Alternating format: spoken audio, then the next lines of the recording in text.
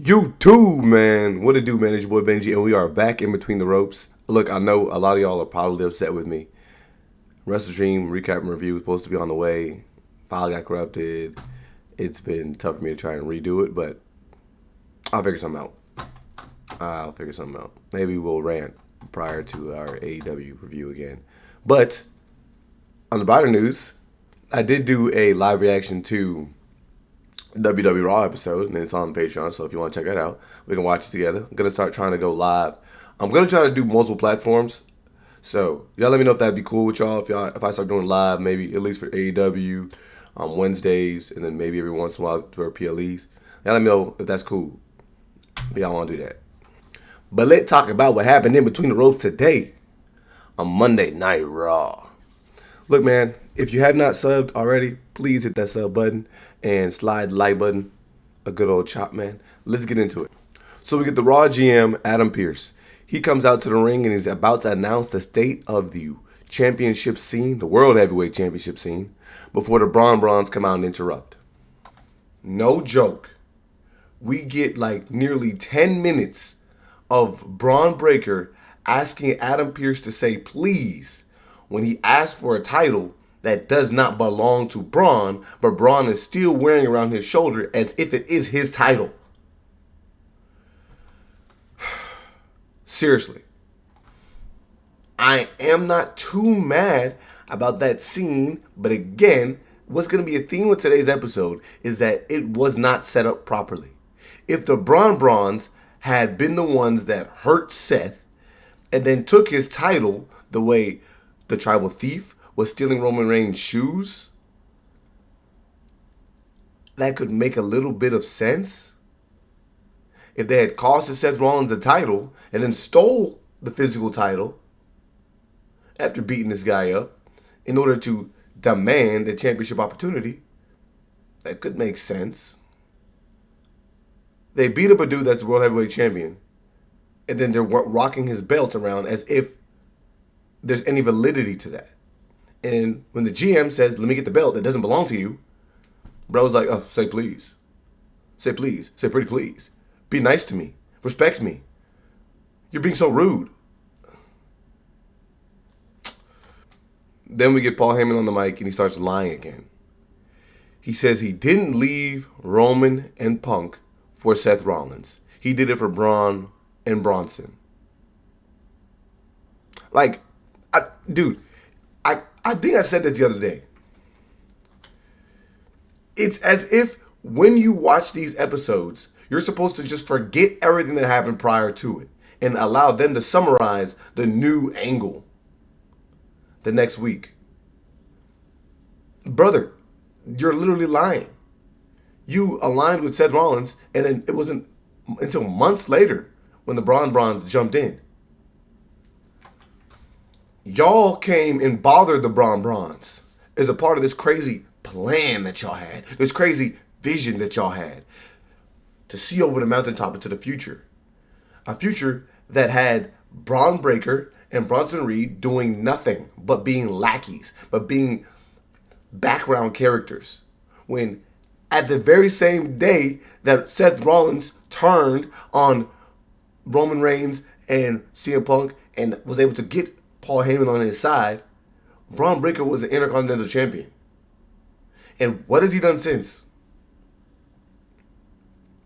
Bronson Reed was literally and legitimately challenging for the World Heavyweight Championship prior to his injury.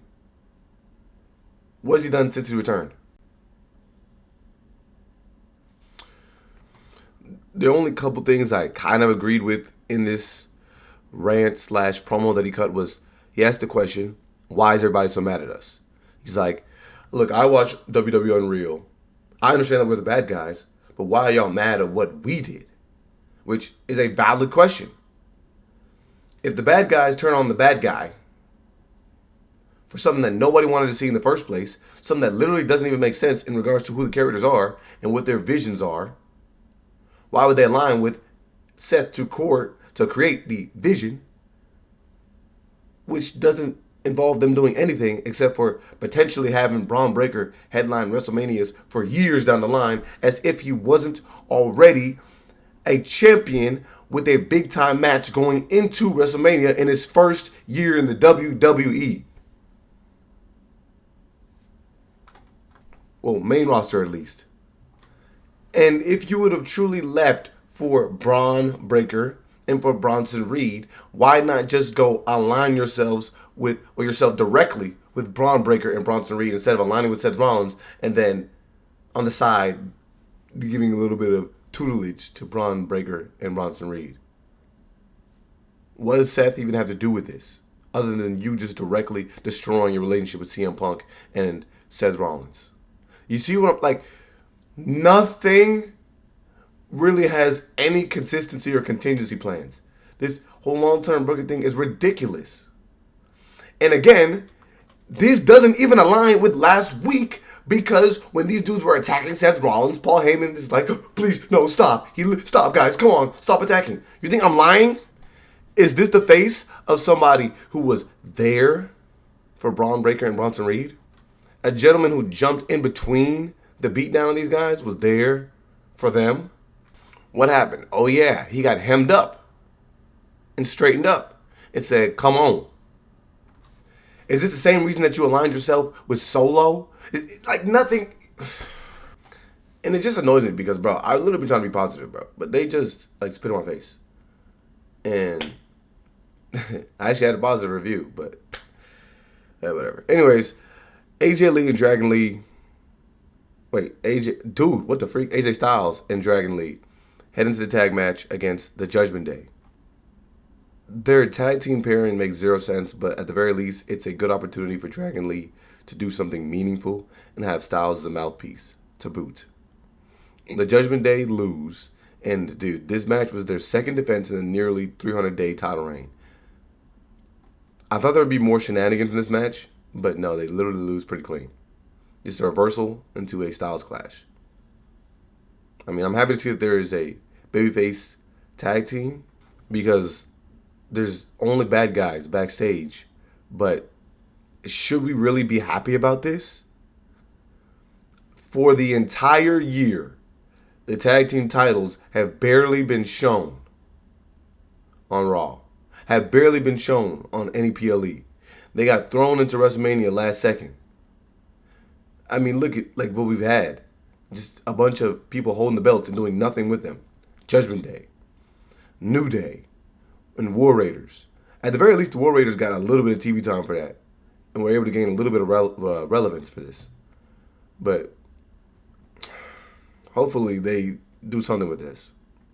The only play, I guess, off of this was that it started to begin the crumbling of the Judgment Day foundation, as this was championship day for pretty much all the members. Another member that was having a championship title match was Dominik Mysterio. He's facing off against Rusev. Their match got to a quick start. Dom attacked the Brute during the entrance, and it was very apparent that the crowd was behind Dom the entire way. They popped when he was able to cheat and win. Dude, I was watching this live, and you can see my reaction. Rusev, it just doesn't do it for me, bro. They did this whole big thing when he did his return to the WWE, but dude, what has he done? I mean, sure, he had a couple good matches with Sheamus, but what is his purpose? What is his goal? Why can he not beat Dom Mysterio? If you had to ask me, get this to the faction or something. I did like, though, that they tried multiple ways to show how sleazy Dom is. And this is something I've been asking for a very, very long time. Was that why we don't see this culminating in matches. So I'm glad to see it. Dom is getting beaten up so bad, he literally just runs away. Like, even when Rusev tries to put the accolade on Dom slithers out of the ring, grabs his belt, and is like, F this, I'm out of here. And you should. Get counted out. F it. Why not? But then for some strange reason, Penta is standing in his way. Penta just literally puts his nose in everything for no reason. And we literally started to see that rub off on his brother. Because remember on SmackDown, his brother jumped into something for no reason. Anyways, here's whatever. Sure, these guys have, I guess, some culminating beef. Dom doesn't really like luchadors. They don't like Penta. These guys have been fighting against each other since Penta came into the WWE. Sure, whatever. I guess he just doesn't want Dom to get out the easy way. We'll allow it. Whatever. Lucky for him that he was solely by the timekeeper area, and it was so lucky that Dom decided to go grab the belts, and so Penta could pop up right here. But that opportunity to get counted out is thwarted, and then Dom sneaks a hammer into his boot, and in the midst of him trying to hit a 619 with a hammer in his boot, Rusev catches him in the air, literally, and then catches him in the act. And of course, while the referee is trying to put away the hammer, he's still able to cheat and kick this dude in the Netherlands and gets his W. Other than that, I really liked, other than a little bit of nonsense, I really liked it because, I mean, I'm cool with the shenanigans, bro, as a bad guy. And the fact that he tried multiple ways to cheat this match and was still able to cheat and win, I'm cool with that. Hopefully, though, there's an actual babyface and storyline waiting on Dom. Because him continually cheating against a bad guy kind of dims that light for me, if you think. MAXXINE and Becky fought. This is the one that actually really kept me the most engaged. I enjoyed it, and I didn't really know that MAXXINE was from Sacramento, where they were performing today. She tried hard to win. And she pulled out every pinning combination, submission that she could. And there was a point I realized in the match, I haven't even seen her finisher. What is her finisher? Has she even been able to finish anyone? And when MAXXINE continued to try everything, Becky maybe realized again that MAXXINE was more than she really wanted to bite off. So she ends up grabbing the belt, hitting MAXXINE with the belt a la Cody Rhodes of last week in order to disqualify herself, and gives MAXXINE the W. Unfortunately, the gold does not come with disqualifications. It was kind of like a lackluster way to win. I'm not mad at it, but we just saw Cody do it for no reason. So then when the heel does it, it's kind of strange. I understand that Becky Lynch was having trouble with MAXXINE, but it doesn't fit who Becky Lynch would be as a character up to this point. She's been cocky, she's been braggadocious, and at the very least, I understand maybe a little bit cowardly, but I don't know, it just didn't really flow as well as I would have wanted it to. But it's cool. I don't really know what this means for MAXXINE, because again, maybe there could be some confidence that she could have since she's been able to win against Becky Lynch 2 times over the last 3 weeks, yet didn't secure a goal. I don't know. I don't know what the route is for this, you know? And it's really weird because, again, after an act of cowardice, she catches Paul Heyman backstage and then is all big man, big macho, the man, Becky Lynch comes out. And she's like, yeah, my husband suspected you were going to turn on us. I suspected you were going to turn on us. And just to let you know, whenever stuff comes back, he's going to kill you. Where was this, energy against MAXXINE? Literally, a minute before. Stephanie VAQUER fought off against ROXXANE. You knew ROXXANE was not going to win this match. I will say that they're pretty evenly matched, and I think that was exciting. If I'm not mistaken, was it not Stephanie VAQUER that beat ROXXANE for the title in NXT? Or maybe she beat the person that beat ROXXANE. I don't know. I can't remember. But something like that. And it's so obvious at this point. I was literally just watching the match. After it, I was like, watch out, Stephanie. Watch out, Stephanie. Watch out, Stephanie. Because, of course, these women jump her after the match. And it was kind of scary looking because I started to see Stephanie limp around. And I hope she's not hurt. Because, dude, this would be an unfortunate year for the WWE. But anyways, Nikki Bella, of all people, comes out to rescue Ms. VAQUER. I really don't even know what to say. The main event is a big battle royale that for some strange reason the Brons are not allowed to be in. Because the entirety of the show, they're acting as if the Bronsons, the LeBron Jameses, the Brons, the Bron squared, they're acting as if these dudes are the ones that injured Seth Rollins. But then, in the same breath, Paul Heyman is talking backstage with the Brons about the reason that they were able to see weakness is because Seth couldn't shoulder the load. And it's very obvious that they didn't injure him. They speared him and gave him a big splash in order to put the icing on the cake in their Vision breakup. But yeah, it's really weird that they aren't getting gold. So what are they there to do?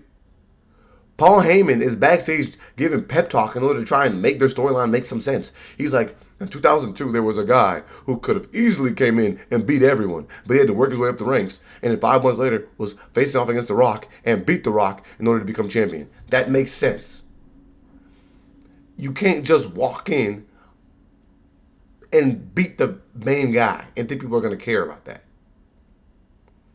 Like, if this, let's just think about it like it was boxing.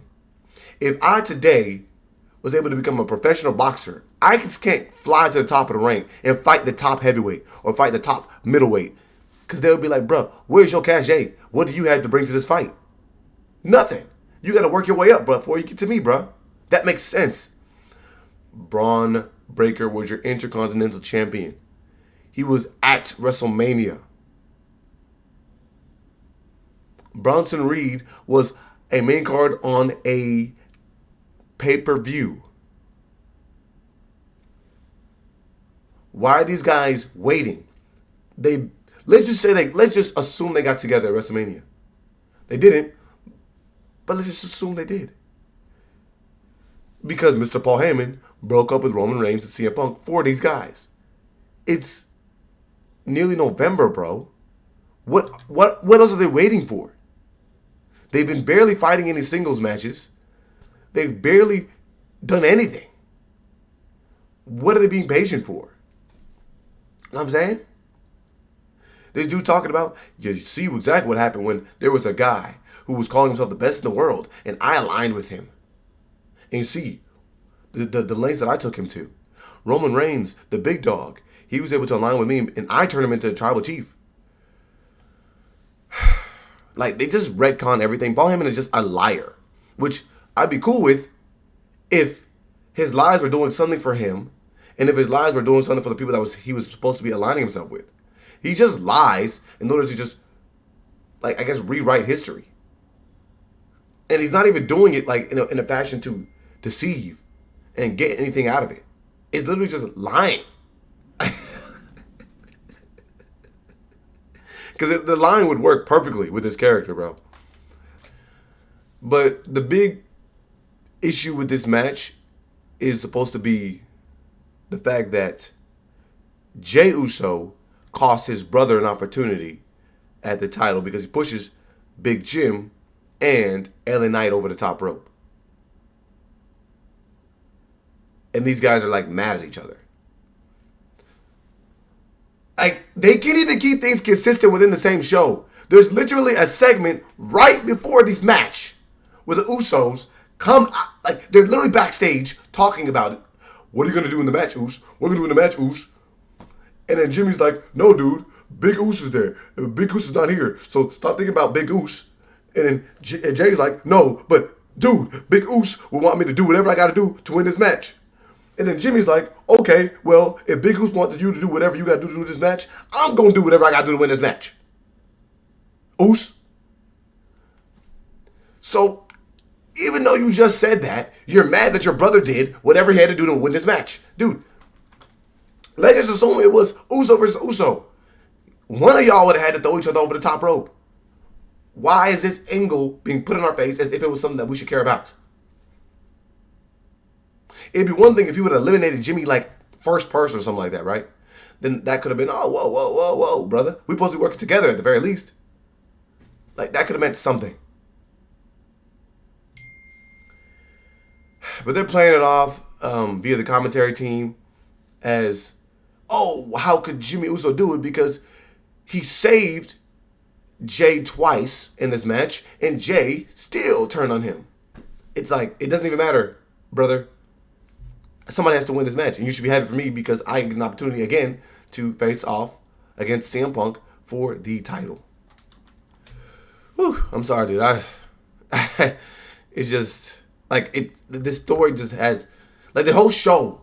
There's no consistency, no coherency.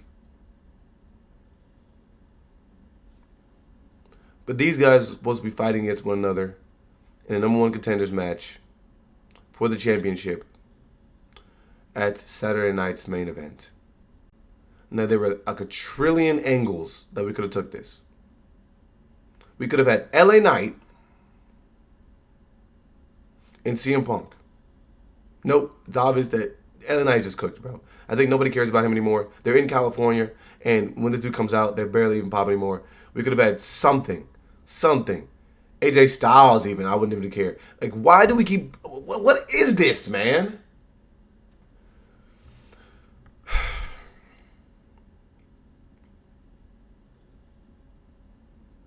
And this is like them two staring off against each other is the end of the show.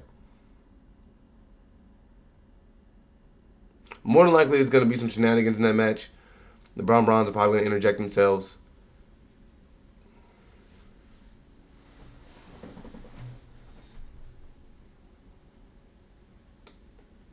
This is just a waste of time.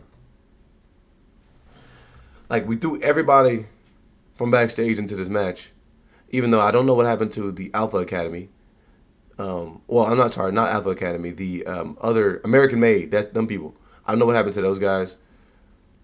We literally had dudes that just won, like, for example, AJ Styles and Dragon Lee were in this match, and it was cool to see that the guys that were beefing still had an opportunity here. At the very least, we could have got Finn Balor, and this could have meant something here.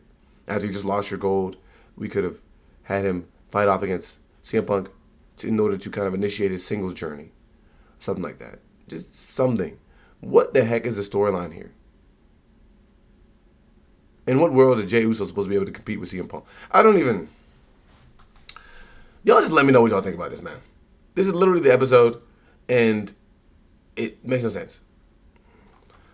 I get it, there's supposed to be some angles going on. They're probably going to have the Usos contemplating about what to do next.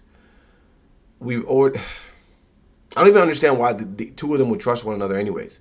Didn't they just fight last year at WrestleMania? Whatever, man.